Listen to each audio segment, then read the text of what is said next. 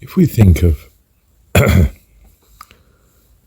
before our technological age, which if we go far enough back seems to be a sort of megalithic Stone Age type world,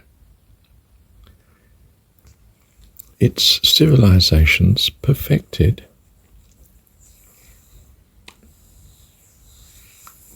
if you like the things of stone, of matter.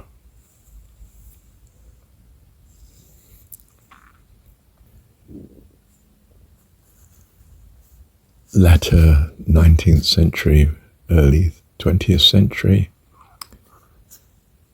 had a civilization that perfected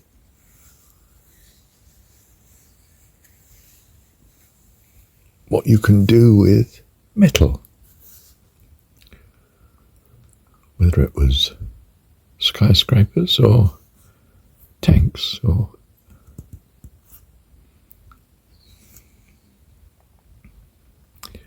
with it we moved into an age of energy, whether it was the steam engine, ship, aeroplane. We then moved into an age of, well, the electromagnetic communications age. You know, I can do a degree at Oxford, sitting here in New Zealand, online. Oh, presumably, I assume they've caught up with the other universities. I can run a civilization by use of the media that reaches into everyone's cell phone, not just television. Or you could clump the stages together and say that since the 1840s, say, 1850s, we've shifted from the material to energy-based civilization. And now a communication-based foundation of civilization. Now, in all the cases to date, the cardinal goal to be achieved is the cooperation of, the harmonization of the values of the individual members of the civilization into something that we can call a coordinated whole civilization.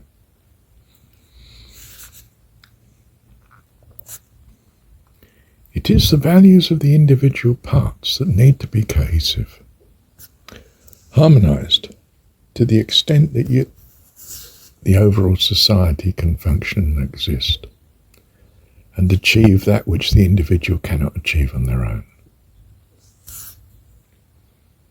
In ancient times we can visualize it, or at least in, say, Roman times, we can visualize it as threats of force and violence bearing down upon your values such that you live according to the following set of state norms, if you like, and legality, or harmony with the will of the emperor anyway. What's the next stage of civilization? I think it's the mind.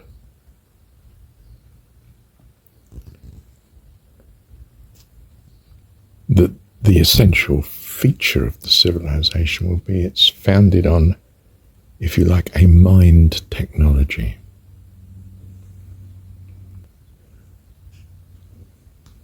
Quite literally, how the mind is controlled and influence one mind to another. How it interrelates as a whole, perhaps. And the technology will be developed accordingly. And the final stage of civilization, or the final type of civilization stage, are civilizations that are principally centered on the very values themselves. So you can see the pattern through history. Early on, civilization was such where you're controlling animals, you're hunting, and plants, you're picking, harvesting, or foraging, or whatever, perhaps even farming. And then very quickly comes the civilization that's based on the control of the body, force, fear. Now we've got wars and goodness knows what, haven't we? We're not just fighting against nature and consuming it, we're consuming each other in effect. This shifts to control of energy, forces, power.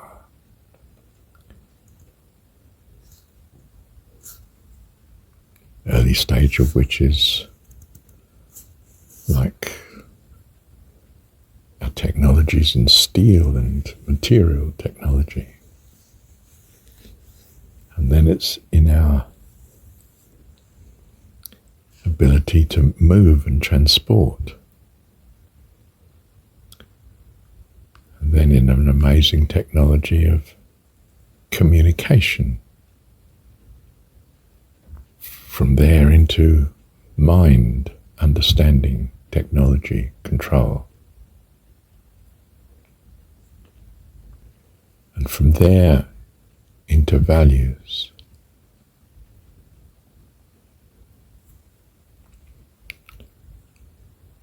And that's the last great era of civilization, at least as we can see it from here. A civilization that's its principal feature is preoccupation with the technological control of values, understanding of and control of.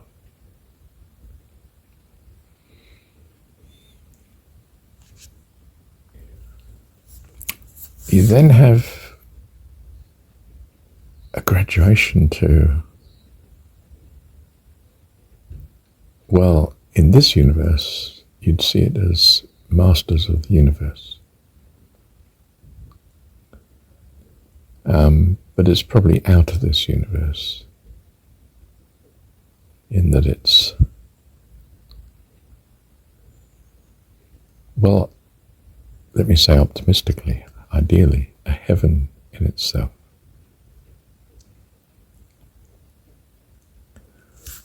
So we see the whole pattern of creation,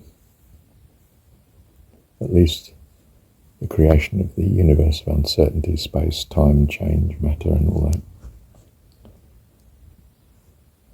as itself becoming heaven, a heaven, if you like, in its maturity.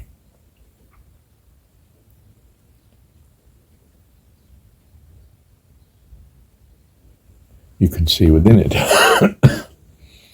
individual planetary systems going through these stages rather faster than the overall universe, of course. And within that, you can have individuals, people on the planets, going through, some of them going through these stages very fast, if you like, becoming what were the avatars or saints or whatever you like to call them. Even though the bulk of the population is staying at the stage that it's in.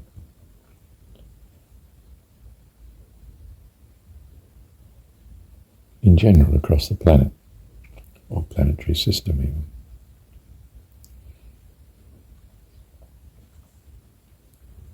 even. make of this. Thank you, Dad. Well, it occurs to me that what we're doing on YouTube very much is trying to grapple with this next stage. For instance, what I'm saying in much of my recordings is, how is what you're thinking determining your welfare? How might the thoughts of your mind better be employed that bring about greater fulfillment, happiness, and completeness? What is the role of imagination, belief, and values? Do you see, I am part of the pioneer of the end game. That the mind is the sort of causal world that's determining everything else.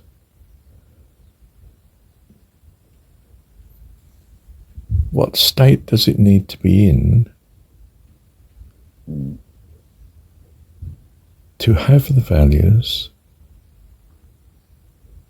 that give you the outcome you want? Everything you experience is experienced through the mind.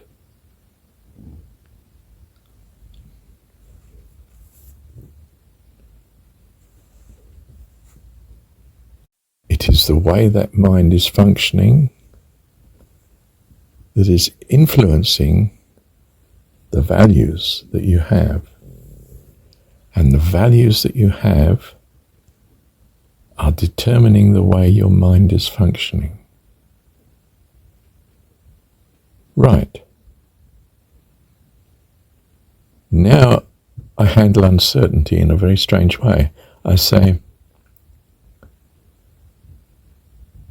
what thoughts are compatible with the values that you need to have for the values that you value? And what I'm saying is, therefore, that you have to focus on your values, your God. Think in that area much more. Occupy yourself with whatsoever is good and lovely from your point of view, focusing on it. This will change your values, I hope, in the right direction, such that you become a happier, more fulfilled person. Complete, whatever you like to call it. In other words, I'm a theoretician that's applying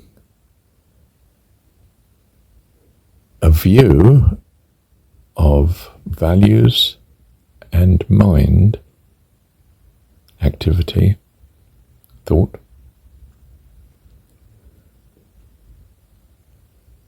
that gives a practice that achieves fulfillment. The fulfillment is typified as life eternal, some notion of an unending good state for the individual, for us all the individuals, ideally. The means is what you choose to think, what you choose to believe. Technology is the theoretical base, if you like, basis on which the strategy is built, the theoretical understanding that your thoughts determine what you do determines your experience, what you experience determines how your values keep shifting and changing, and your values feed back into your thoughts, what you're sensitive to, what you purpose. End result we want, if you like, life eternal. The uncertainty about the future means all we can do is evaluate how does the present unfold. Is the present getting better when you do this, or is it getting worse? If it's getting worse, we've got the wrong theory. If it's getting better, well, we're not going to change the theory until we have a better theory. Subtleness is a very high-tech technology. This is all mind games, mind understanding, psychiatry, psychology, whatever you like to call it. Spiritual values. In the old days would have been called things of God. Wisdom. Wisdom. Perhaps it should still be called wisdom, really. Just wisdom in a more advanced theoretical construct of such. But my mind goes back to, it's very strange that the most advanced technology in it seems to come from our ancient myths and fables and scriptures and religions in general. It was found or stumbled upon as far back as you can look. N,000 years BC. You can get traces of wisdom being developed, being extant.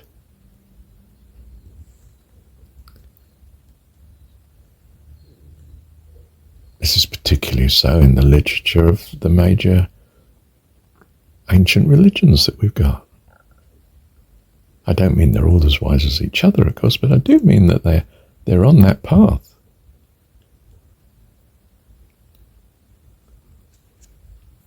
You could overall say that civilization has gone through stages of physical, mental, spiritual.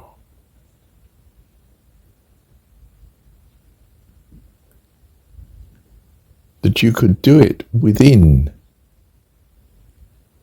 any of those eras of civilizations. You could nonetheless be on any of those stages. Obviously,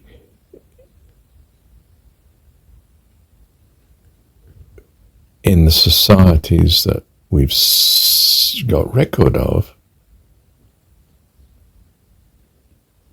the amount of people on, say, the spiritual path, well, it depends what you mean by spiritual, how much spirit, but we think of early civilizations as just less well-equipped than us because we've got this amazing technology, but when it comes to actually reasoning ability, it takes a lot to beat something like Socrates, Plato, doesn't it? It takes a lot to build the wisdom of the Torah or Bhagavad Gita. And obviously I feel the story of Jesus. I don't mean that it's a perfection. Any of these are a perfection of such, but incredibly advanced in some ways. Just as in a technology, we can look at megalithic age and find they're incredibly advanced as regards their sensitivity to certain astronomical stroke astrological ideas, and that their buildings reflect an amazing technology, really, for the era in which they seem to live. Hunter-gatherers, or, I don't know, early agricultural, whatever. You can then, in the same society, have people operating at different stages, and the society might be known by the amalgam of whatever the preponderance is of each stage in its makeup. We've moved relatively heavily into technology of, like computer technology. The man in the street can handle it. Well, at least the youth in the street can handle it.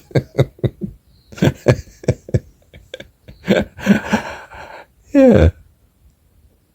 I wouldn't say I was so good at it, even if I did do early computing at, do you know, at university, you wouldn't believe this now, would you, but the chap who taught us computing, who was the most advanced in his field, I mean, he needed something like two physicists and a mathematician to mark his doctoral thesis because there wasn't a expert in computing that was up to it.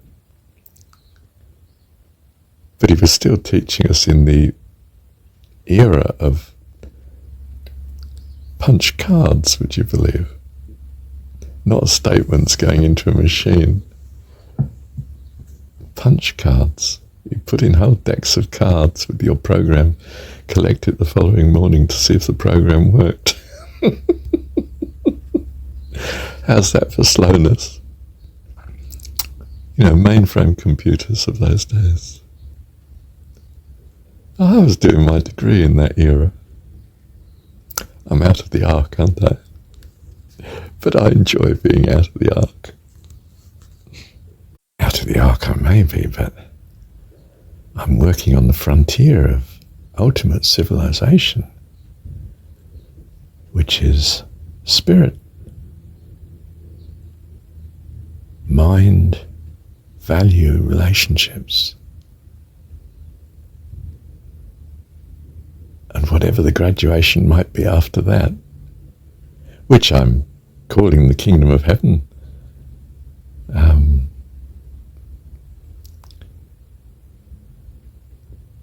And there may be nothing at all. But it's been great fun getting there. It's incredible joy, in fact, incredible feeling of fulfillment and, what do we mean? Meaning to life, as Jordan Peterson would say, purpose. Makes every day. Well, it makes day not only meaningful, but sometimes a kaleidoscope of miracles. Things that you weren't expecting that just turn out lovely. I don't mean earth-shattering things like, I mean just nice people and good things happening and bad things threatening and then good things coming out of it, and the richness of life. And that feeling of, well, you lose it because you're so used to it, but the presence of God, that reliance on God that becomes just, I was going to say second nature, I should say first nature, shouldn't I? Yeah. Thank you, Heavenly Father. Thank you, Dad.